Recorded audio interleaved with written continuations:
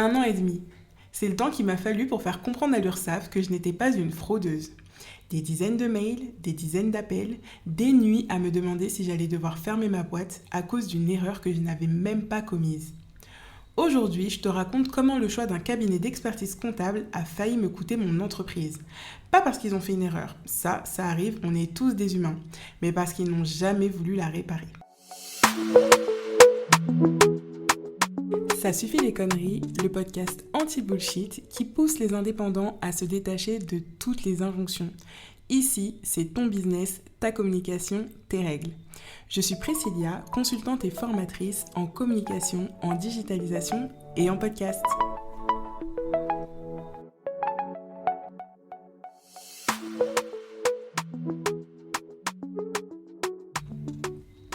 Posons un peu de contexte. Après 1 an de réflexion, mes chiffres sont ouverts et je me sens enfin prête pour passer de micro-entreprise à société. Je fais les choses bien et dans l'ordre. J'ai d'abord pris une première consultation avec une avocate justement pour faire le point et me conforter dans mon choix. Puis ensuite, je me suis renseignée sur tout ce qu'il fallait faire pour créer sa propre société. Pour choisir mon cabinet d'expertise comptable, je prends justement les recommandations d'entrepreneuses autour de moi. Un nom de cabinet ressort plusieurs fois. C'est un cabinet dont j'avais déjà entendu parler en bien et en plus j'avais déjà consommé certains de leurs contenus sur YouTube. Je vérifie sur internet, les informations légales ont l'air clean, tout me semble bien, je me lance. Ce cabinet m'accompagne dans la création donc de ma société. Cette partie-là est déjà fastidieuse, beaucoup de notions assimilées, beaucoup de choses que je ne comprends pas encore. Je me mets à niveau de mon côté, j'essaie de tout comprendre et poser énormément de questions. Ils sont super patients et pédagogues et me répondent vraiment à tout. Et puis, je fais une demande précise. Je veux une ouverture de ma société au 30 novembre parce qu'il m'avait déconseillé de le faire en décembre. Le timing me convient car ça me laisse le temps de gérer les factures en cours sur ma micro-entreprise, la paperasse nécessaire pour la société et clôturer proprement justement avant de basculer sur un nouveau statut.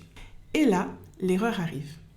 La juriste qui traite mon dossier ouvre ma société au 25 octobre, soit 1 mois plus tôt que prévu. Et là, c'est le drame. Je reçois un courrier de l'URSSAF qui m'indique que je suis en fraude et que je suis exclue du régime de la micro-entreprise. Pourquoi ? Parce que sur le papier, j'ai une micro-entreprise et une société ouvertes en même temps sur la même activité. Et ça, en France, c'est complètement interdit. Les conséquences sont immédiates. Mon taux de cotisation est beaucoup plus haut et a doublé parce que j'ai été soumise d'office au régime réel et non plus à celui de la micro-entreprise. Ensuite, j'ai un rappel de cotisation pour l'année précédente alors même que j'étais encore en micro-entreprise. Et mon premier appel à cotisation a lieu en mars alors que normalement la première année, il n'aurait dû avoir lieu qu'en août. Franchement, quand je reçois le courrier, je perds pied. Je suis complètement perdue et je ne comprends pas du tout ce qui se passe. Ça a été vraiment très très dur à gérer moralement. Une erreur de date, une seule, et derrière pour moi, ça a représenté 1 an et demi de bataille pour pouvoir réparer tout ça. Je prends tout de suite contact avec le cabinet d'expertise comptable. Je leur explique la situation, je leur demande de rectifier, ils le font. Ils modifient la date en mettant cette fois-ci la bonne. Par contre, ils ne feront rien d'autre. Au niveau de l'URSSAF, ils n'ont absolument rien géré alors que les conséquences sont totalement de leur faute. Une erreur, comme je le disais, ça peut vraiment arriver. Ce qui ne devrait jamais arriver, c'est qu'on ne la répare pas. Et c'est exactement ce qui s'est passé pour mon cas. Oui, ils ont répondu à mes questions. Oui, une comptable m'a aidé à rédiger un mail pour l'URSSAF. Oui, ils ont fait la démarche pour rectifier la date au greffe, encore heureux.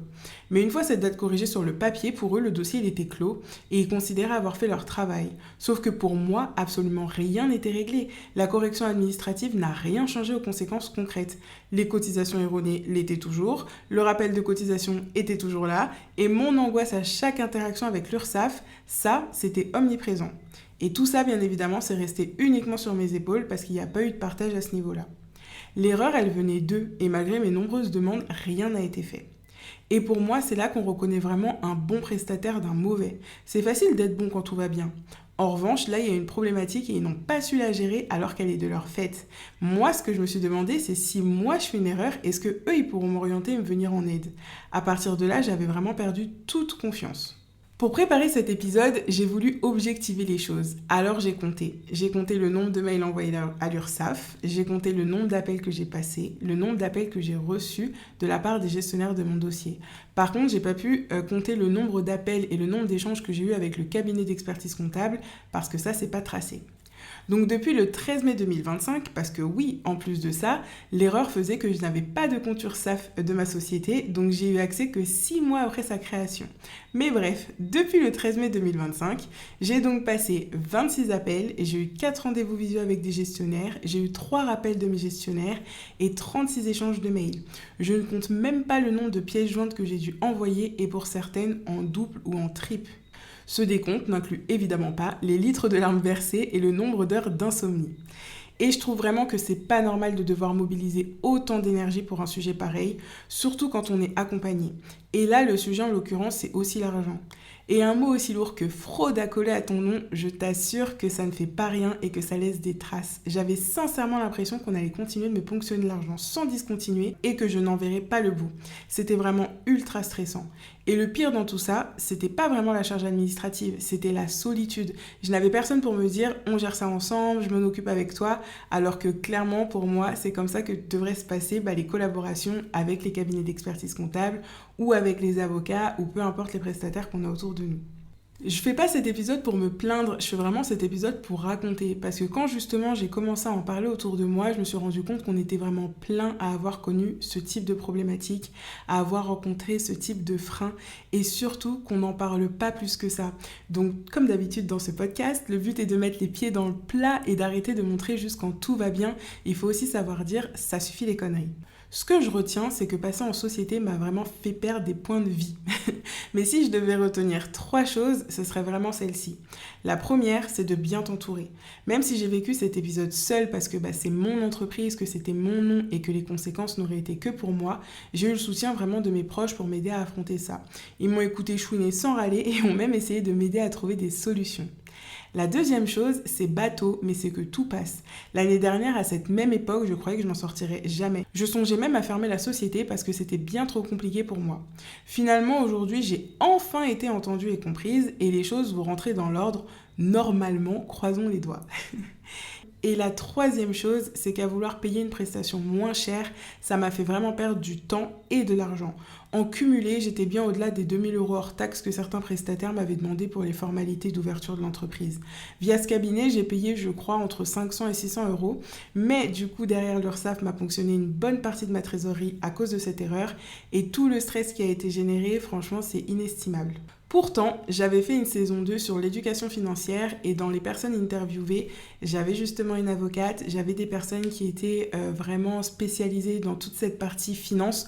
Donc en plus, j'avais de bons interlocuteurs, j'ai reçu les bons conseils et pourtant, j'ai sauté les 2 pieds dans une énorme bêtise. Donc c'est aussi pour ça que je fais cet épisode pour pouvoir te le dire à toi. Moi, j'étais avertie et pour autant, j'ai mis les 2 pieds dedans. Donc si toi aussi, tu as fait une erreur qui aurait pu te coûter ton business, j'espère vraiment que tu ne culpabilises pas trop, que tu te dis que ça peut vraiment arriver à tout le monde et je pense que vraiment le plus important c'est de réussir à rectifier le tir. Moi c'est ce que j'ai réussi à faire et je te souhaite vraiment de réussir à faire la même chose. Et cet épisode n'est pas non plus là pour dire all comptable, non c'est pas ça, parce que là je viens de changer de cabinet d'expertise et justement pour pouvoir choisir un autre prestataire je suis de nouveau passée par de la recommandation et avant de choisir celle que j'ai choisie actuellement j'ai échangé avec 4 ou 5 comptables qui étaient tous super, il y a eu un vraiment bon feeling dès le départ et donc je pense que ces personnes-là auraient pris mon dossier au sérieux. J'ai juste choisi une autre prestataire parce que le feeling est encore plus passé, donc je suis très contente d'avoir changé. Donc le but là, c'est vraiment pas ni de taper sur les cabinets d'expertise comptable, ni de taper sur les entrepreneurs qui ont fait une erreur business, je voulais juste la raconter parce que, encore une fois, on passe notre temps à entendre des success stories, à entendre des réussites, mais je pense que derrière tout ça, on a tous vécu au moins un épisode comme celui-ci et peut-être même pire. Donc voilà pour ce nouvel épisode de ce hors-série estival, j'espère qu'il t'aura plu et je te dis à la semaine prochaine pour le prochain.